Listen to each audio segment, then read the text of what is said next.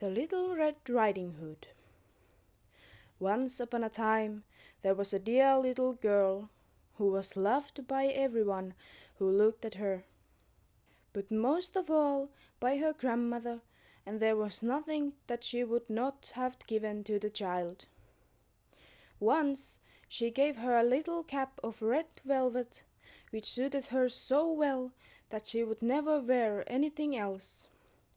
So she was always called Little Red Riding Hood.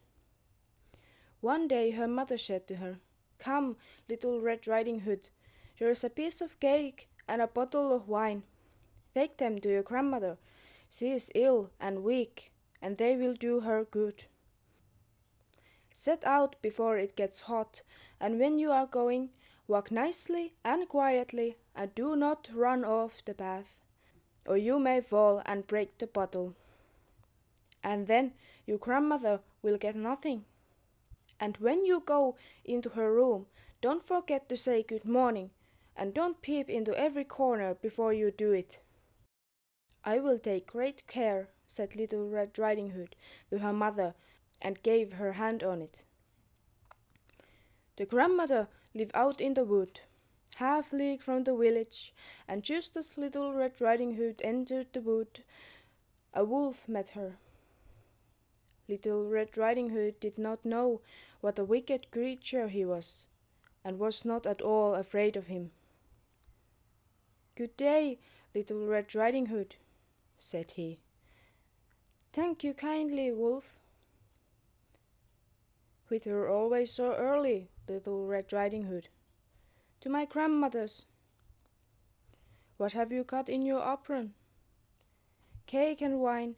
Yesterday was baking day, so poor sick grandmother is to have something good to make her stronger." "Where does your grandmother live, Little Red Riding Hood?" "A good quarter of the league farther on the wood. Her house stands under the large oak tree, and nut trees are just below. You surely must know it," replied Little Red Riding Hood. The wolf thought himself, what a nice tender young creature, but a nice plump mouthful.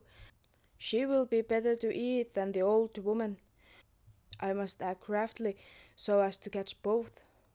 He walked for a short time by the side of Little Red Riding Hood, and then he said, "See, Little Red Riding Hood, how pretty the flowers are around here. Why do you not look around?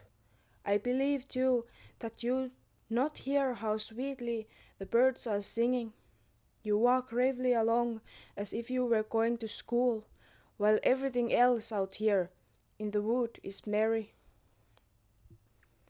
Little Red Riding Hood raised her eyes, and when she saw the sunbeams dancing here and there through the trees and pretty flowers growing everywhere, she thought, "Suppose I take grandmother a fresh nosegay. That would please her too. It is so early in the day that I shall still get there in good time." And so she ran from the path into the wood to look for flowers. And whenever she had picked one, she fancied that she saw a still prettier one further on, and ran after it, and so got deeper and deeper into the wood. Meanwhile, the wolf ran straight to the grandmother's house and knocked at the door. "Who's there?" "Little Red Riding Hood," replied the wolf. "She is bringing cake and wine." "Open the door. Lift the latch," called out the grandmother. "I'm too weak and cannot get up." The wolf lifted the latch. The door sprang open, and without saying a word he went straight to the grandmother's bed and devoured her. Then he put her clothes, dressed himself in her cap, laid himself in the bed and drew the curtains. Little Red Riding Hood, however, had been running, picking flowers, and when she had gathered so many that she could carry no more, she remembered her grandmother and set out on the way to her. She was surprised to find the cottage door standing open, and when she went into the room, she had such a strange feeling that she said to herself, "Oh dear, how uneasy I feel today, and at other times I like being with grandmother so much." She called out, "Good morning," but received no answer. So she went to the bed and drew back the curtains. There lay her grandmother, with her cap pulled far over her face and looking very strange. "Oh, grandmother," she said, "what a big ears you have." "The better to hear you with, my child," was the reply. "But grandmother, what big eyes you have," she said. "The better to see you with, my dear." "But grandmother, what large hands you have." "The better to hug you with." "Oh, but grandmother, what a terrible big mouth you have." "The better to eat you with." And scarcely had the wolf said this, and with one bound he was out of the bed and swallowed up Little Red Riding Hood. When the wolf had appeased his appetite, he lay down again in the bed, fell asleep, and began to snore very loud. The huntsman was just passing the house and thought to himself, "How the old woman is snoring! I must see if she wants anything." So he went into the room, and when he came to the bed, he saw that the wolf was lying in it.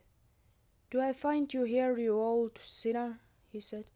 "I have long sought you."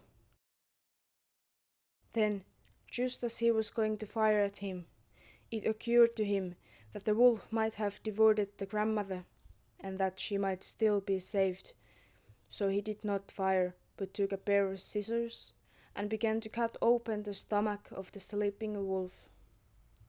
When he had made 2 snips, he saw the Little Red Riding Hood shining, and then he made 2 snips more, and the little girl sprang out, crying, "Oh, how frightened I have been!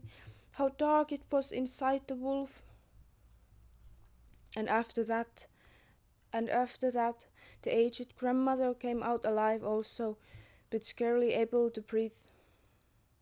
Little Red Riding Hood, however, quickly fetched great stones with which they filled the wolf's belly, and when he woke, he wanted to run away, but the stones were so heavy that he collapsed at once and fell dead.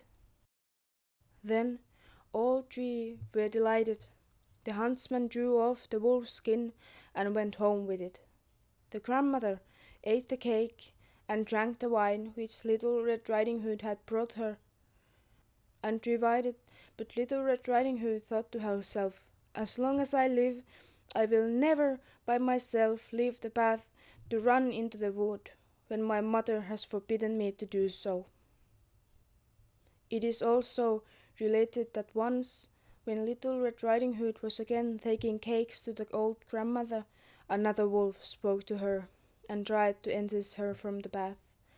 Little Red Riding Hood, however, was on her guard, and went straight forward on her way, and told her grandmother that she had met the wolf, and that he had said good morning to her, but which such a wicked look in his eyes, that if they had not been on the public road, she was certain he would have eaten her up.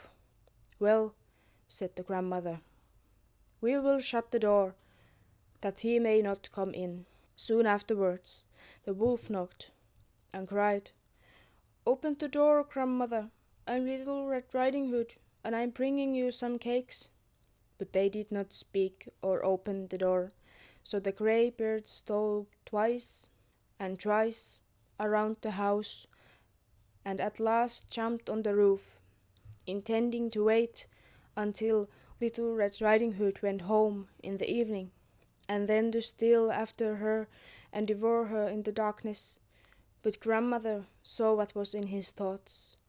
In front of the house was great stone throw. So she said to the child, "Take a pail, Little Red Riding Hood. I made some sausages yesterday, so carry the water in, which I boiled them through the trough." Little Red Riding Hood carried until the great trough was quite full. Then the smell of the sausages reached the wolf, and he sniffed and peeped down, and at last stretched out his neck so far that he could no longer to keep his footing, and began to slip, and slipped down from the roof straight into the great trough, and was drowned. But Little Red Riding Hood went joyously home, and no one ever did anything to harm her again.